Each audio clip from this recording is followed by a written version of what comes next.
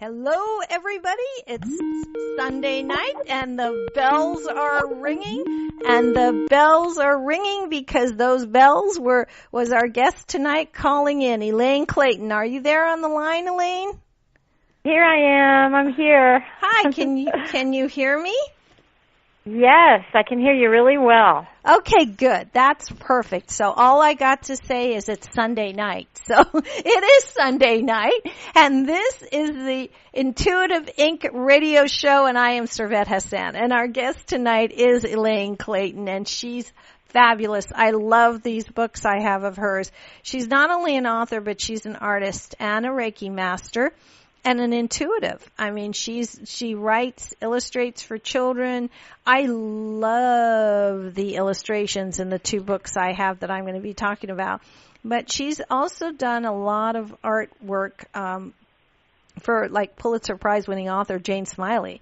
And all these other wonderful things, like for the author of Wicked, she also did the artwork for that book, which I love. I have that book. And when I didn't do it for Wicked, but for a whole series called the Hamlet Chronicles. Okay, good. Thank you for correcting me, because we don't want that to go out wrong. Sorry. Okay. I can't take credit for that. Okay. Yeah. All right. So what was it? The Hamlet Chronicles? Yeah. Gregory Maguire, Wicked, I think, was his first book for adults. Yes. He's a really well-respected children's books author and kind of educator and leader, really. Mm-hmm. And so he did, I guess it's like, fourth graders, fourth graders. And it's called the Hamlet Chronicles. It's a series of, I think we did six or seven books.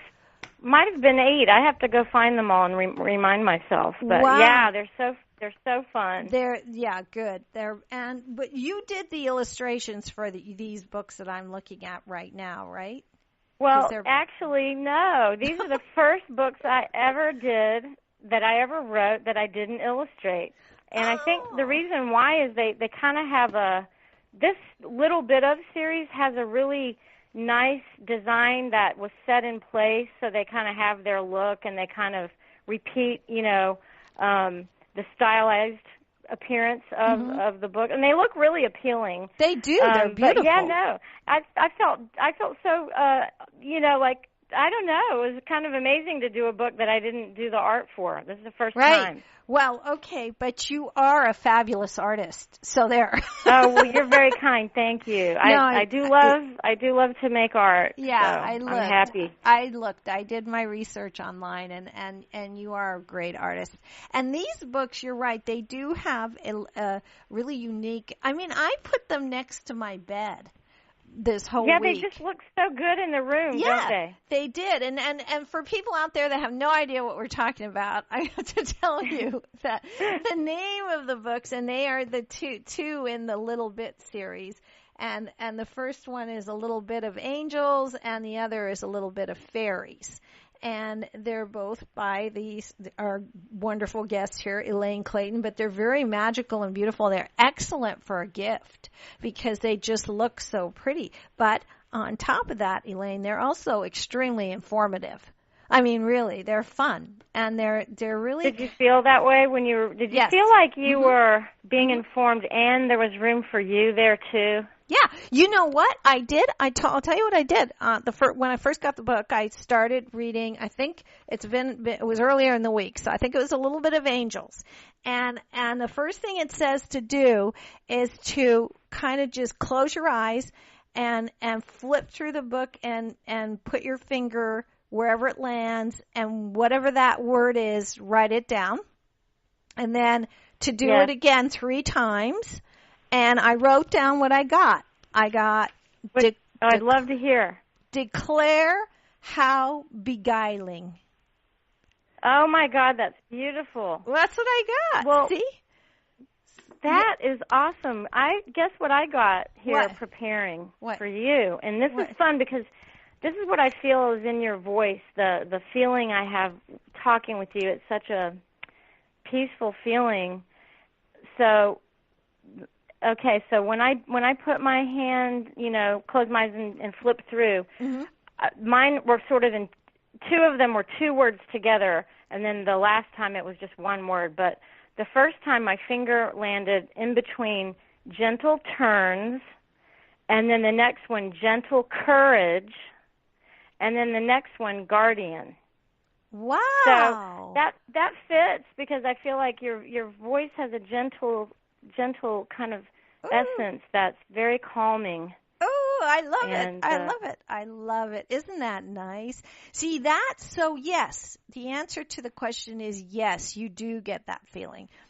It's not just like, there are a lot of gifty, angel-y, fairy books out there, and there's nothing wrong with them, but they don't actually really get into it. And you really get into it. Like, you really explored, like in the beginning of the angel book, you said you believed in them your whole life, and it's kind of a passion. And so it really tells you a lot. And I love that you have little parts where you explain angel facts and things like that.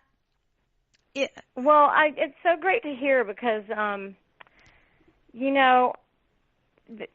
feel like it's one thing to just kind of have a book that tells us everything, and that's good, because sometimes we just want the info. What is a guardian angel? What is an archangel? Mm-hmm. And then the whole other thing is that, everybody's such a miracle in their own life, in their own uniqueness, that their understanding or experience with what might be the unseen guardians or helpers, that's a gift for the rest of us. So if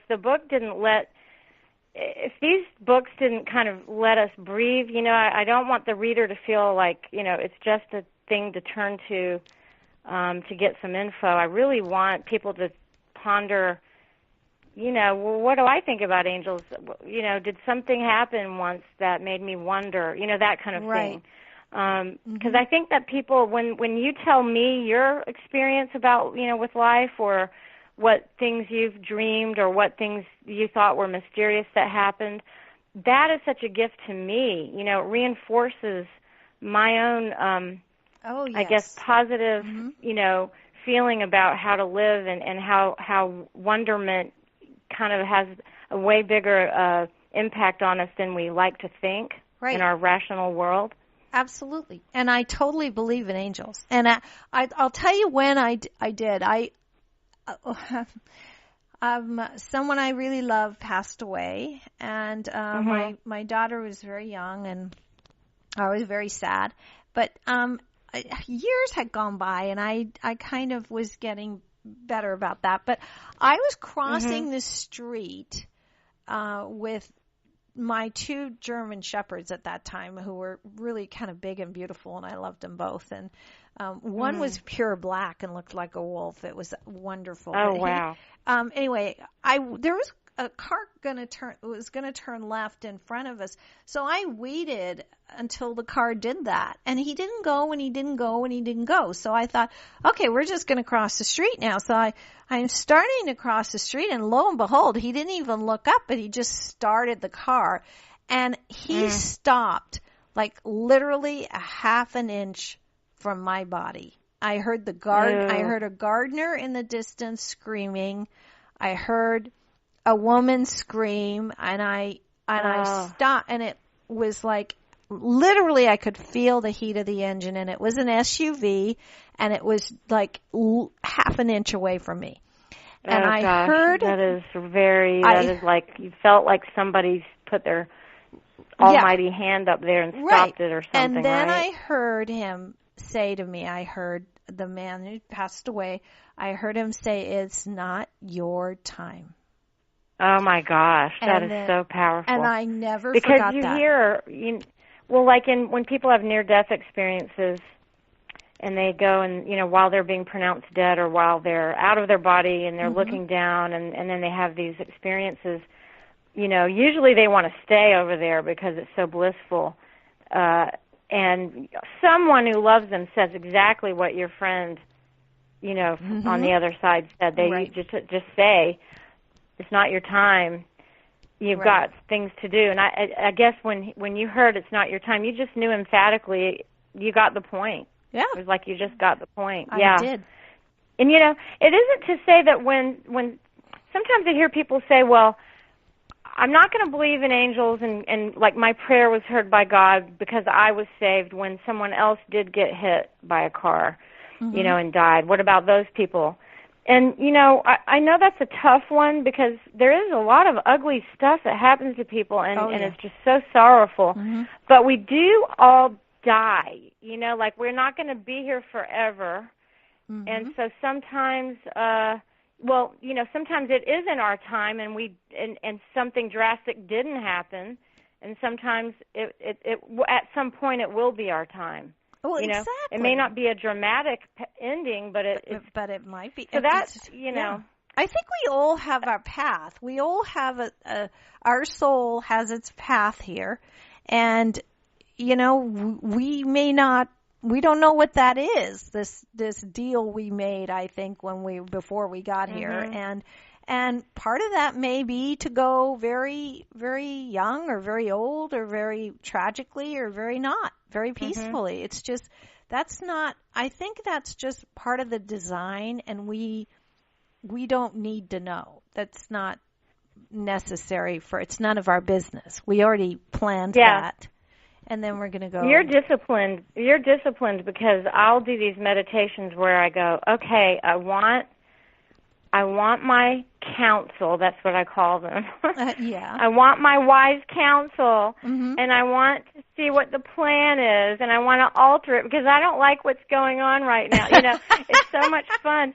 And sometimes sometimes I weep when I have that meditation because something really, you know, someone will step forward that and it could be like animal guides or someone who is in the family line or, you know, anything. These meditations they're so real actually when you do them. But I think you're honorable. Because you know better. You know better than to argue, and I go over there and I argue. No. See, here's the thing. I truly do believe in the universe, the source. I call it God. You know, but me too. But I don't think it's some anthropomorphic guy in the sky either with a beard. But I do think there's an energy of power, love that knows and turns little embryos into people and keeps the planets in the sky, you know. And one thing I know for sure, and I know very few things for sure, is that God is smarter than I am. So I never question. I only say, okay, what can I do with this to make it better? How can I use this? Yeah, you know, I mean, I think I learned that over and over and over. You'd think I would finally in the end get it because usually there's a situation or there's a something I'm uncomfortable with, and I want to try to solve it. And I forget every time almost that there are these moments where, you know, they talk about, you know, manifesting, but then you also kind of have to be detached. And when I have really prayed hard and really requested help with something, and when it comes through, it's designed in a way that there's no way I could have made it better than the way it came about, you know. I wouldn't have known how to make it line up exactly the way it did. Yep. And you would think that once I have something like that that's so astonishing that I would say, oh, I should have faith every time because, man, this is unreal how this worked out. And but yet I'm back in there again usually. You know what? You're human. You know, you're human. For sure. And it's hard, but it truly, if you get in that flow, and that's why I say to people when they don't get what they want, I say, Buddha said, sometimes not getting what you want is the greatest gift of all. You just don't know it. Absolutely. You know? So, well, you don't know it till later. No. You know, like and you'll know. be like 3 years later, you'll go, oh my God, I thought I wanted that. Was I crazy? You know? Exactly. And something better happened or will happen, and just get out of the way and, get back in the flow and have faith. And that's what I do. And I'll say, I think that's the best thing in the world, really. Right. It's like, okay, that didn't happen. Or it's not happening, or something is like, so what do I do? What do I do to make it better? That's all. I just keep trying to do my part, which is going in the flow and doing my work, and stay out of stay out of the how it's going to happen and why is it happening, because really it's none of my business. Yeah. Yeah, and we kind of mess it up when we put our energy in there trying to control the outcome of situations. I mean, it's one thing to be as proactive as we need to be and be as loving as we need to be, and sometimes you step in and sometimes and we're creators, so, it's natural for us to want to solve issues, but it's so great to allow, things to evolve. Allow them to come and not ask. I think creative work helps with that. Yeah. And not ask how is this going to happen, because then you start doubting yourself. And it's not like you're going to sit on the couch and, eat junk food and watch TV either. You have to do your part, but it's a different kind of work then. It's less struggle, And more, it's true. And sometimes you can go have a snack and lay around, and then you're kind of being easy with it. But you're right. Different. You have to take some action. Yes. And I think that's where angels come in strongly for us when we're like, they know our conditions, but they're not subject to them the way we are. So they're observers of us in our conditions. And I remember having a big move once, and I wrote about this in another book that I did a few years ago with Simon & Schuster. It's called Making Marks, Discover the Art of Intuitive Drawing. And there was a section on doing intuitive drawing to understand your dreams.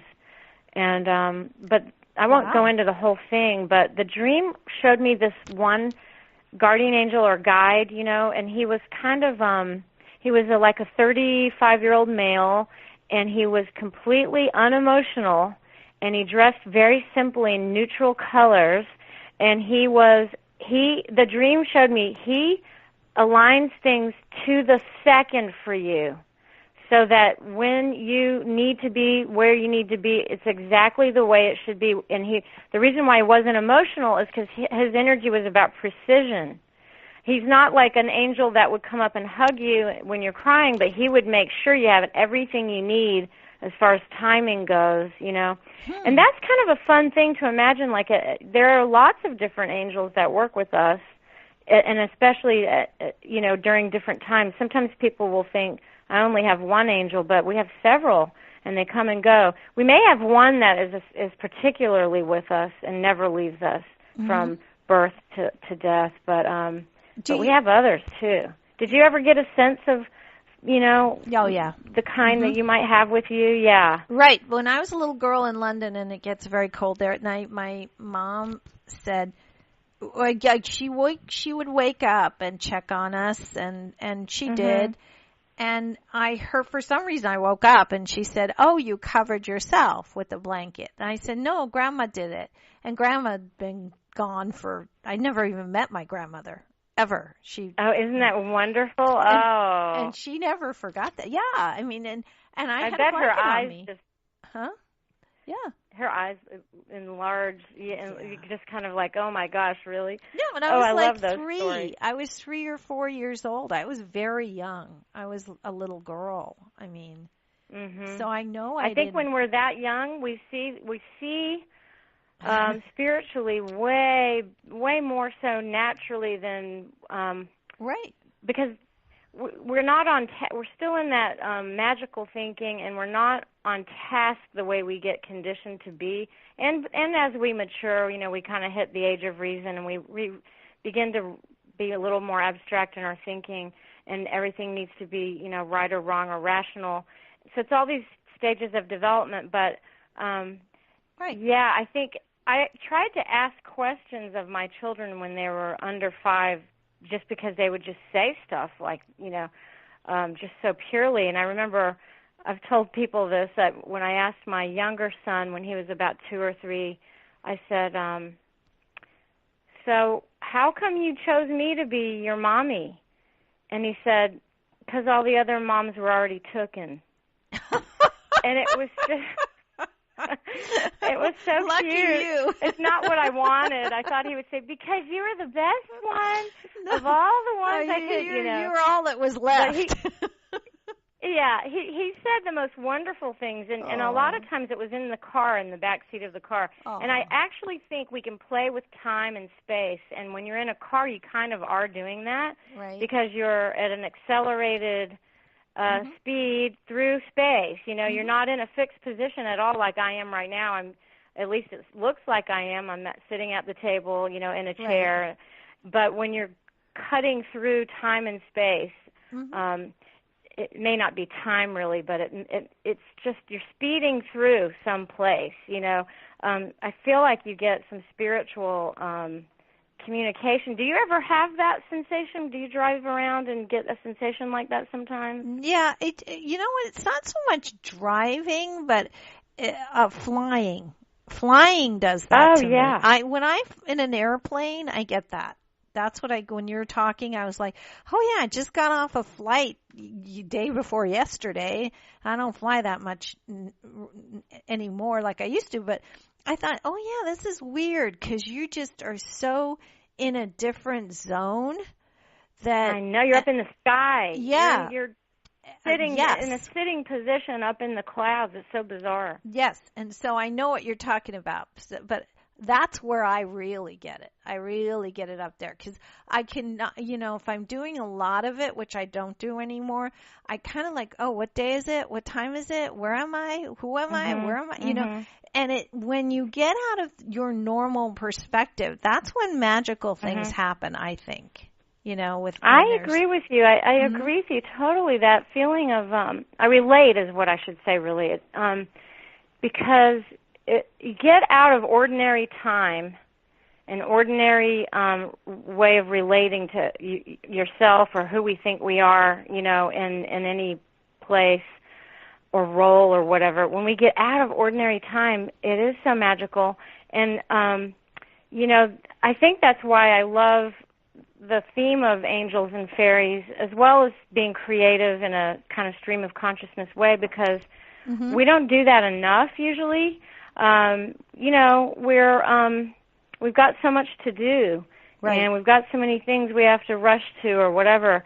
But just even a little bit of playing with, I don't want to say it's not exactly so detached that you're only observing, but it's just being a little bit less certain of, you know, where you are, who you are, just a little bit of openness there with that. Like, you know, my sister used to say to me, remember, you know, you're an eternal being. You're not this person that you are right now. Your soul's like thousands of years old. And, and, you know, when we're upset or when we're trying to figure something out or whatever we do, you know, day to day, it's so easy to forget that. And if you go outside and you start, you know, you're walking in the grass barefooted, or you're looking at leaves and hearing the wind through the pine needles, you start to transport, kind of. You know, you forget yourself a little. Exactly. I think that's what it is. We're in our heads all the time. Well, no, I meditate every morning. That's exactly what I do. First thing in the morning, I suspend that time and place and remember exactly who I am and what the source is, and that I'm a part of that. And then I go about my day. And if I don't, I'll tell you something. If I don't do that by noon, I'm bumping into the walls and I'm like a nervous wreck and I'm stressed and where's more coffee, you know? Yeah. Well, and you know what? Something you said just really reminded me of. It's kind of like when I'm not in that place that you just mentioned, that you arrive to, or that you remind yourself that we really already are, which is that you know, meditation zone, right? That's who we really are, because it's not like this personality or the conditions that we think define us and all that. Or even when I stay in that all day long, it's such a good day. And instead of saying, oh, I got to go to the grocery store, it's more like you go, oh, I get to go, you know, I'm going to go. And nothing is ordinary, really. It's an illusion. It's not ordinary. It seems ordinary because we repeat things, or we feel tired or whatever in our bodies, but this stuff is all here for us. It's all, you know, vibrating energy, you know, all these little tiny molecules just making our environment. And here we go, traipsing through it.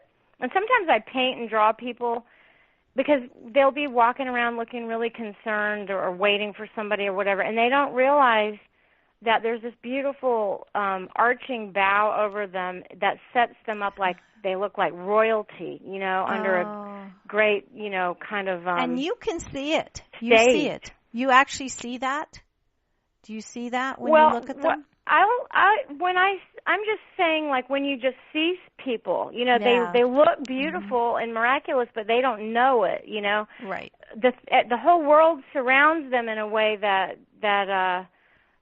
they don't realize, you kind of want them to know it, I so see sometimes the art that I'll do will show that, but I do see auras. I thought everybody saw that light, and I think everyone could. Yeah. I think you just have to train yourself, but I just did. I didn't even know to ask anyone, do you see that? I just assumed everybody saw that. Me too. So Me too. Yeah, so were you like that when you were young and the teacher yes. always had that glow? Yep. Always. Were you like me and you were caught kind of not listening because the glow is a lot more interesting than whatever they were saying? Yes. I could also tell when people were sick from little holes in their or things. Like, I just thought, I was like you. I thought everyone saw that. Well, I'd like to hear more about that because here's the way I would see it, but I'm really intrigued by how you see it. So it's easiest when someone is up in front of people talking because you can just totally concentrate. You're gazing. You're not really staring. You're gazing. You can focus kind of on just that one area. And I would see like a light body version of the person part from the person. And then if they are not feeling well or they're tired, that just sort of falls, it just sort of drops. So in other words, like if there's a you and then there's the spirit of you kind of, not but a spirit of an aspect of you and your energy field, it separates in your contour, and if you're tired, it just kind of sinks like we do when we want to go lay down. And that's about as intense as it gets with me, besides maybe just seeing, I don't really know what they mean. It might be like a little shadow or something, but I don't know what they mean, so I really would love to hear what you describe what you see. That's fascinating. No, yeah. That's really interesting that you see their ethereal being as well as their actual physical being. So that's really cool. I don't see that. I just see a field of color around.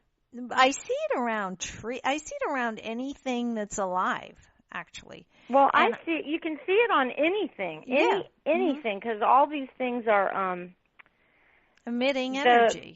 The spirit of life is in every atom, right? I mean, there's a spark of God in every speck. There's no place on Earth that doesn't have that light in it. It seems like it's maybe not true, but it is. Yeah. And so you can play with, and in color theory and art school, you can even have people, and so people at home could do this. You take like a really beautiful blue tablecloth or piece of paper or something, but big enough so that you have a whole color field, and then put a beautiful bright orange down on it. And they're complementary colors, right?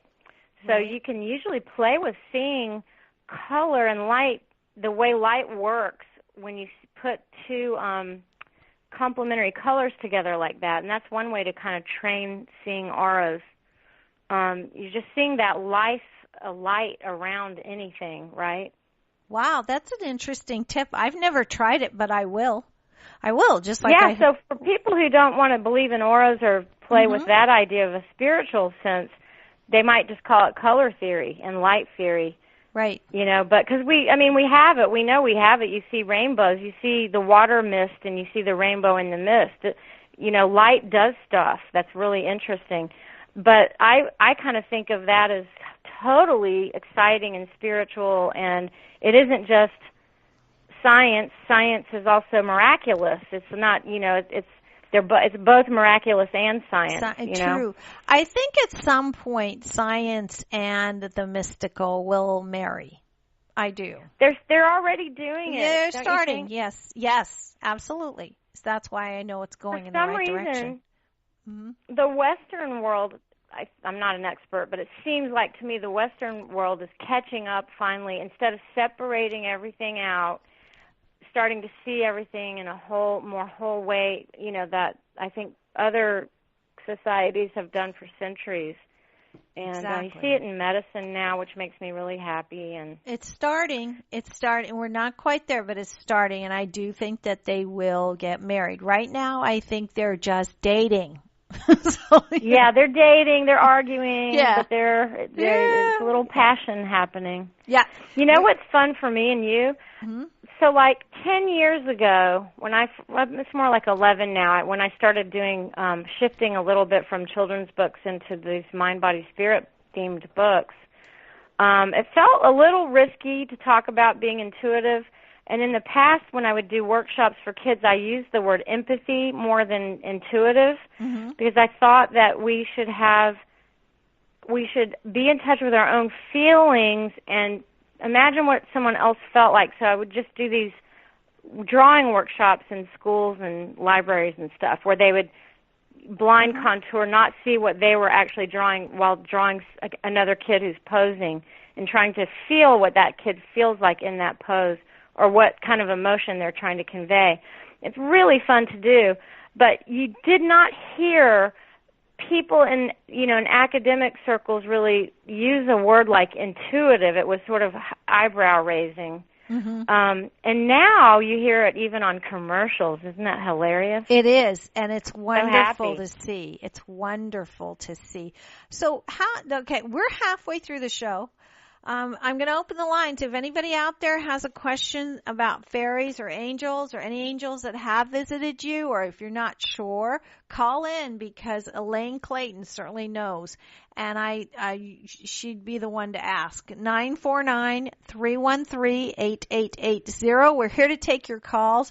You're wonderful. We could talk. We haven't even gotten to the books yet. I can't. And I'm just going to have to come to California. Or yes. And I'm definitely going to have you back on the show because the other book you've done before, I don't care how long ago it was, it sounds fascinating to me, really, some of these books other books you've written. So, but anyway, if anyone out there wants to talk to Elaine, now's the time, 949-313-8880. Sometimes we don't know if the angels are angels or if the fairies are fairies, so please call in and ask if you have a question. Be brave. Come on, you can do it.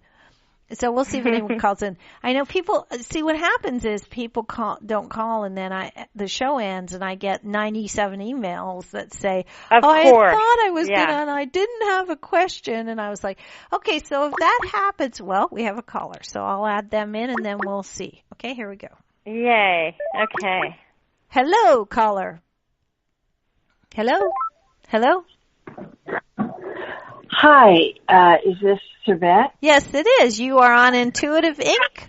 live with myself and my guest tonight, Elaine Clayton. Hi.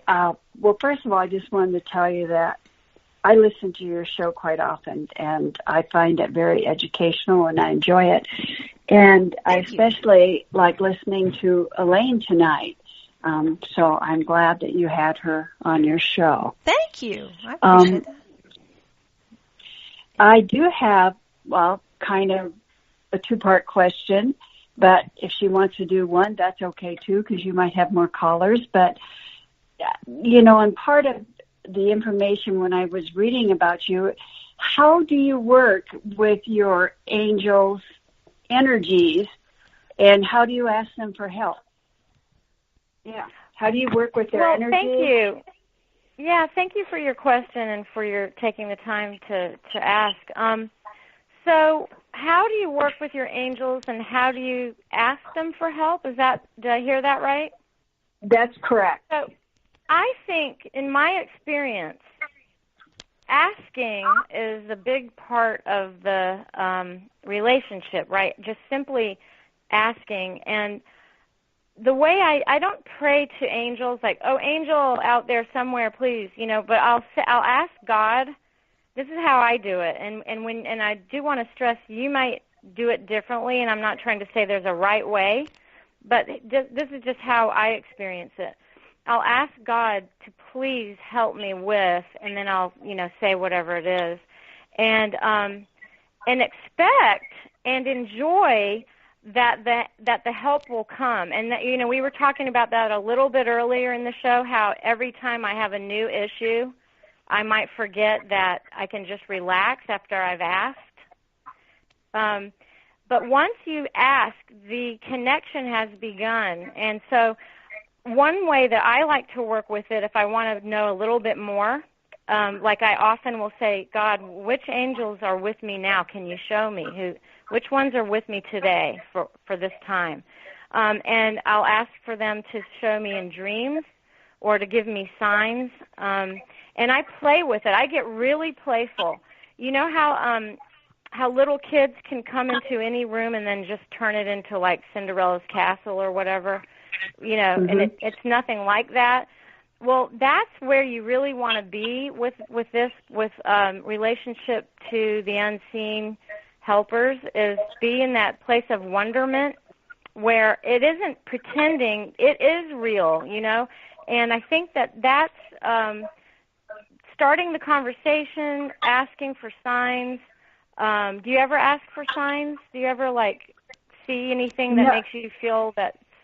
What is it that you see that makes you feel like you're being given a sign? I do sometimes. I ask for signs. I said, "Would you please?" I do when I pray or ask. I pray to the Lord Jesus Christ and our God, and I also ask that all the angels and all my protectors, speak the truth with me and everything like that when I'm going for praying and asking questions.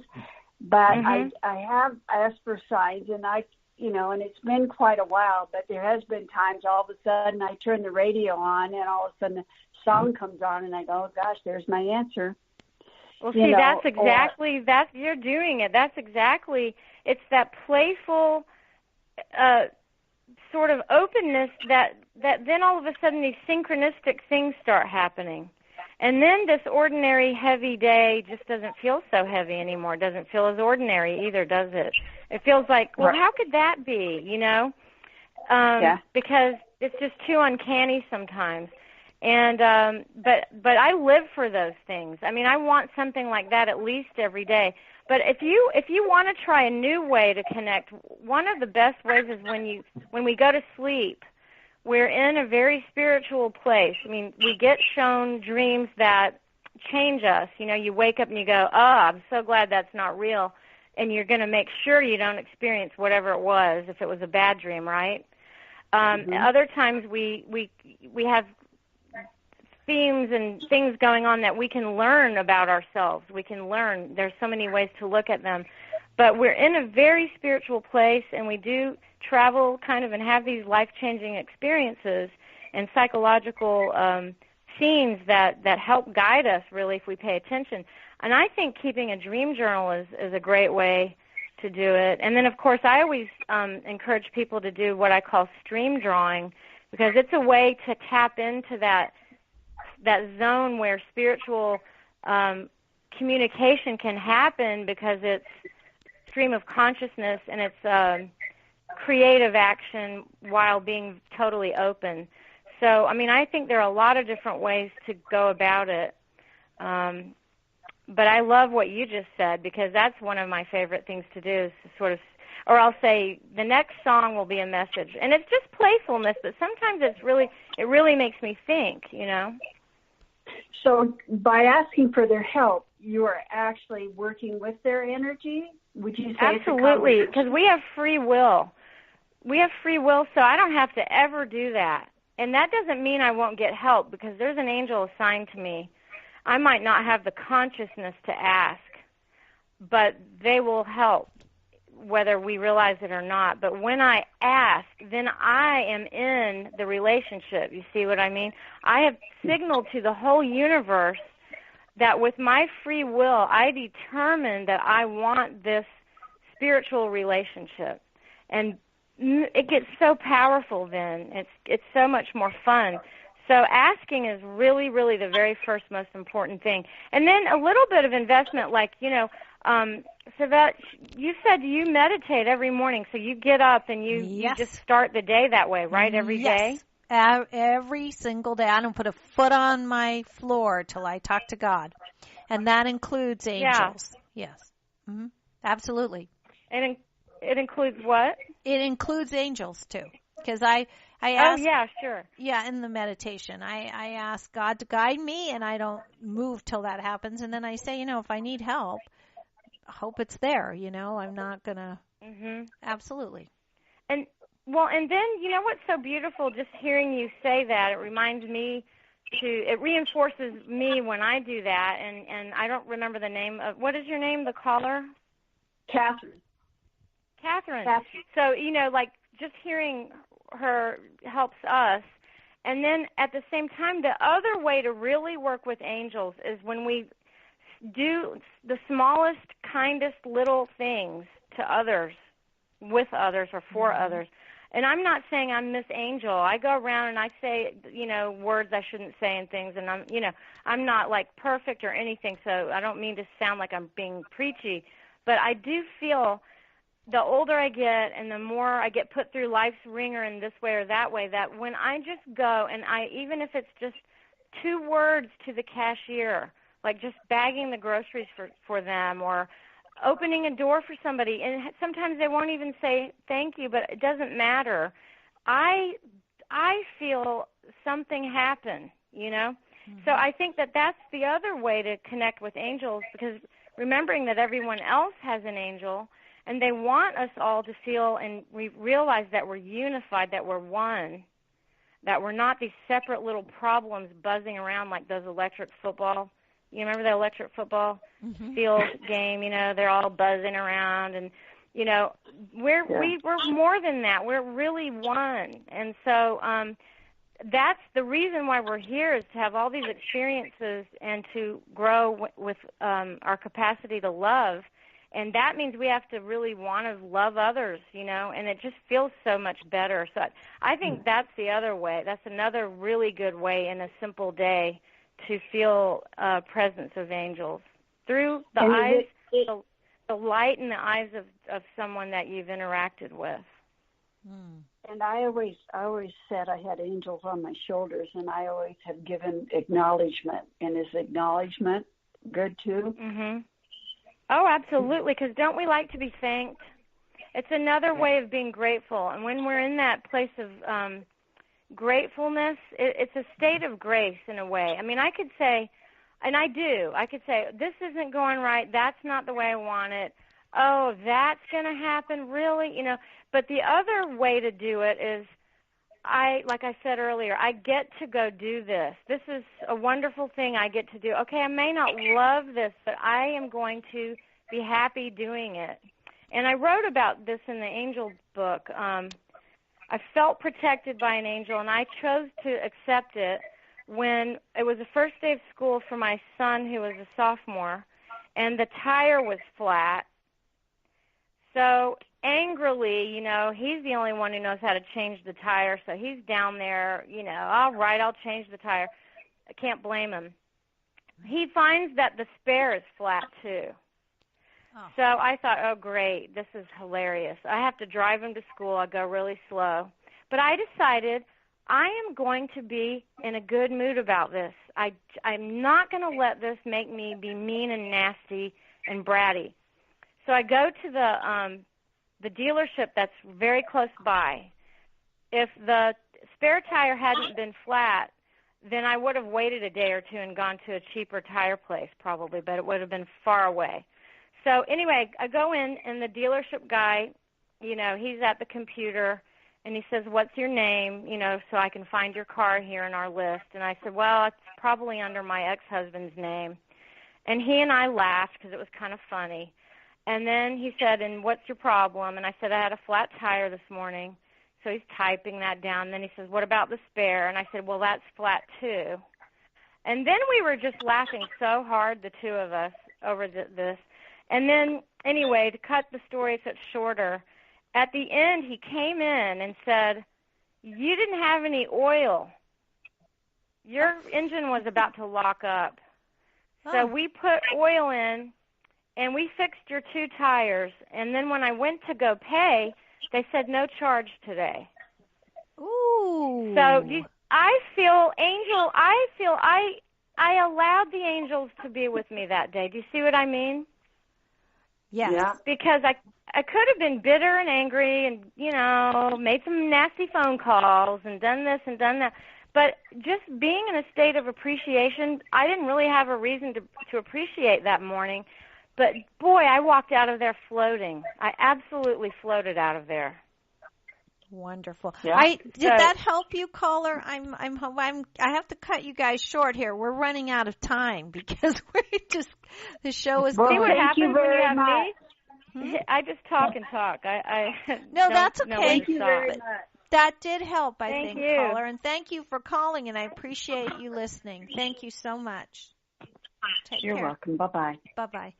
Thank you, caller. That was nice. But I was going to say we have time for more callers. We actually don't. We might for someone a quick caller if anybody else has a question. But see, everything you were talking about, Elaine, is something that can pertain to anybody. It's questions that you were answering that everyone could use an answer to, So I kind of. Yeah, they're kind of universal questions. Yeah, exactly. and It was a answers, really good universal. That's the other beautiful thing is the answers aren't hard. They're right here for us through each other. Right. We always think, I got to go buy that. I got to get therapy. I've got to do, and you can do all that. That's fine too. But really, answers are not hard. No. We make it hard. Right. And I thought, so if somebody has a really quick question, 949-313-8880. But otherwise, we're winding down here because I didn't even get to I was going to, ask the different,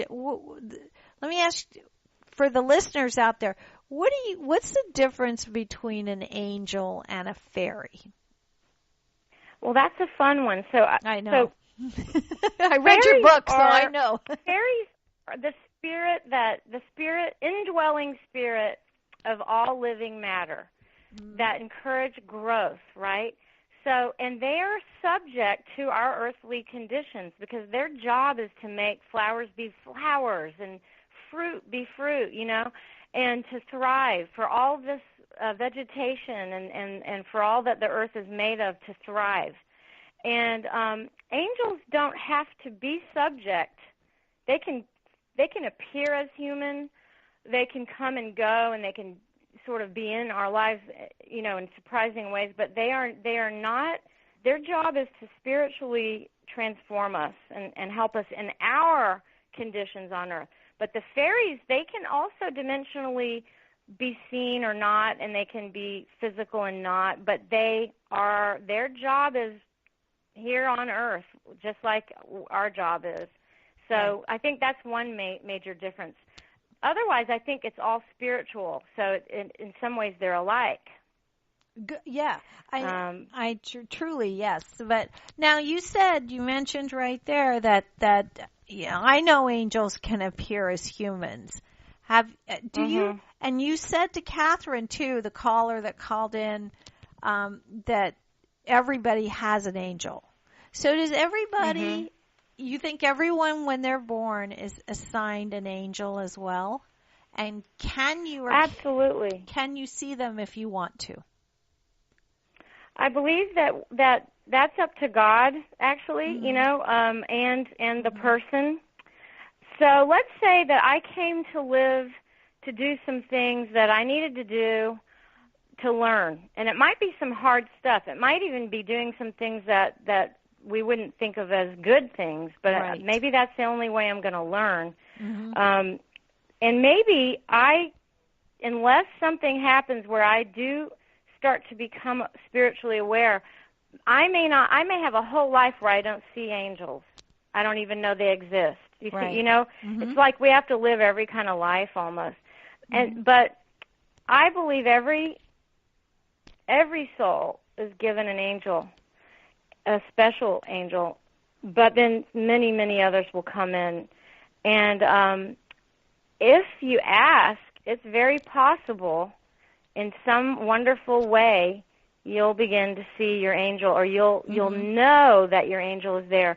Like, I'm very visual, so a lot of what gets shown me is visual. Sometimes it's just a feeling that kind of blows through, you know, like you just know. Yeah. Sometimes it's a real experience, kind of like the flat tire experience. It's just a real experience. Right. And so I think we can experience them in so many different ways. Right. You can experience them as people too. You know, I mean, absolutely. Really quickly, because we are running out of time. I got my first job. I mean, I was working for 17 magazine when I was very young, when I was 14, and by the time I was 17, I was too old. But anyway, I needed a job, and it's a long story, but I ended up doing a tour of the LA Times because I took a class at UCLA, and the tour guide, whose name was Angel, said, listen, you need to call the HR person. This is how I got my job. At 19 years old, I got a job at the LA Times, and I was typing or something. But she said, call her, here's her number, and this is what you need to do. And because it's a big place, and you're a kid, you know?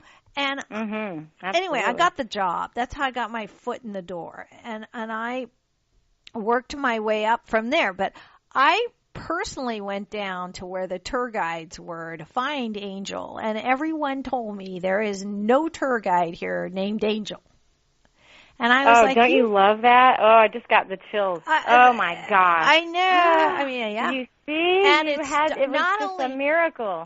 Not only did it get me a job, that's what made me a writer. I mean, that's what turned, I wouldn't be who I am if I didn't. Do you know what I mean? That was like, you were obviously meant to do that. I didn't decide to go take a class at UCLA in journalism. My girlfriend couldn't go in the summer and gave me her tuition thing because she already paid for it. And then I took a tour of the LA Times and got a job there. And I love it. Oh my God, her. That's so big too. No, and I worked there for almost 9 years, and I never ever found it. Every once in a while I go down there and go, you have a tour guide named Angel? And they're like, what? I was like, that is so great. Yeah, we're winding. Because I think, and I wrote about this in the Angel book about similar, you know, it had to do with a job. It had to do with asking. Yes. And it had to do with someone else was going to apply. I just went with them. I wasn't going to apply. Right, exactly. But it was a miracle when I got hired. She didn't even get hired. Right. And it changed my life, you know. So isn't that interesting that these things often are given in a way that are, like, we couldn't have designed them. You didn't know your friend wasn't going to use that. And she was interested in journalism. I was like, what? Journalism? What the hell? Oh, no, forget that. I wasn't even interested in it. But I think that it just shows how her angel was working with your angel. Right. And you said it in the book, the Angel book. You said an angel's cup of tea is made of serendipity. And I wrote that down. And I really think it's true. And they questioned that. The editors go, is this true? And I said, well, I think it is. I just kind of made it up. I'm pretty sure it's true. Though, you know, well, you sure should we change it? And I said, nah, let's leave that one in. Isn't that funny? And that's the one line. Yeah, go have some tea. That's the one line in the book I wrote down on my pad of I love notes. that. That was I took a bunch of notes from half of which I didn't ask you, and now we're out of time. But I mean, I wrote all these questions down. We could do 10 more shows, you and I. But one of the quotes in the book I actually wrote on my pad was that one, was an angel's cup of tea is made of serendipity. I just like that so much. So yes, the books are excellent. We're going to wind down now. I'm going to have to make a teacup for you. Oh, thank you. I'm going to have to put that on a teacup for you. Thank you. I would love that. Okay, we're winding down, and I really want people to know a little bit of angels, and the subtitle is an introduction to spirit guidance. And the other one is a little bit of fairies. I wanted to talk about fairies a lot, and we didn't do that. So listen, Elaine, you're going to have to come back. But now, where can people find out anything? I would love to. I'd be so honored. Oh, good. You will. You'll be back. Trust me. Where can they find you if they want to find you? I am at ElaineClayton.com. Okay, so spell that for everybody, because. Okay, ELAINECLAYTON.com. And I'm on Facebook, Elaine Clayton. I have a stream drawing page there too, Intuitive Stream Drawing. But just find me on Facebook if you want, or at my website. You can send me a message that way. And I love to hear from people, and it would be great. The books are beautiful. They're little books that are going to sit on my nightstand for a long time. Because even if I don't pick them up, I just want them there. I'm so happy. I just want them next to my bed so that when I go to sleep at night, I think of angels and fairies. I mean, there's nothing nicer. And it's Mother's Day next weekend. So perfect, beautiful gift for your angel or your fairy, your mommy too. But anyway, you've been absolutely wonderful, Elaine. I could just, like I said, you will be back on this show. That's a good point. They look like candy. They do. They do. You will be back. You will definitely be back. I thank you for calling in from the East Coast on a Sunday night so late. You've been a joy. I will definitely have you on again. Everybody, again, Elaine Clayton. You can find her at ElaineClayton.com. And thank you. Bless you. Keep doing your work. Okay? Thank you so much. All right. Take care. Good night. Thank you. You too. You too. It was so much fun. I'll talk to you soon. Thank you. Bye. That was great. That was Elaine Clayton. Okay, bye-bye. Oh, bye. Bye.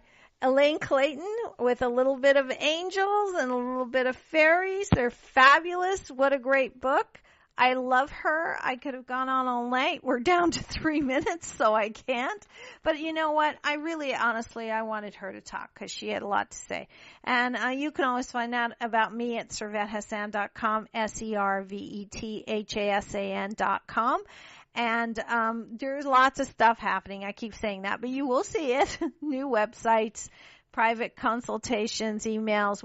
I've been doing some workshops, but they've not been in California. But I will be back on that. A new podcast coming out very soon, next month actually, in June, that you can actually pick up on Clear Source Radio and on iTunes and everything else pretty soon too. So we're moving onward and upward, and it's been a wonderful show. I loved her, and also a reminder for all of you to connect with your angels and your fairies because they are there. Like I said, I've had a meeting with a few, and I might even actually ask tonight to have an angel guide me. Well, actually an angel did today. I had to make a decision about moving, and the angel clearly told me what to do without me asking.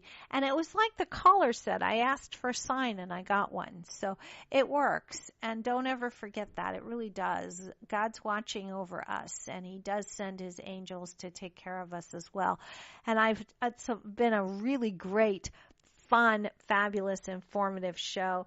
I'm not going to do a show next week. It's Mother's Day, so I'm taking a day to myself, and I'll be back the following week with Mark Allen, who's also a radio host and a producer and director. He's fabulous. That's going to be a fun show. But in the meantime, as I'm going to say always, be you to the full, because that is what's truly beautiful. Connect to your authentic self. Stay true to yourself. And guess what? Your angels will appear and guide you and take you wherever you need to go. Take care and good night. Back soon on a Sunday night. Okay? Take care. Bye.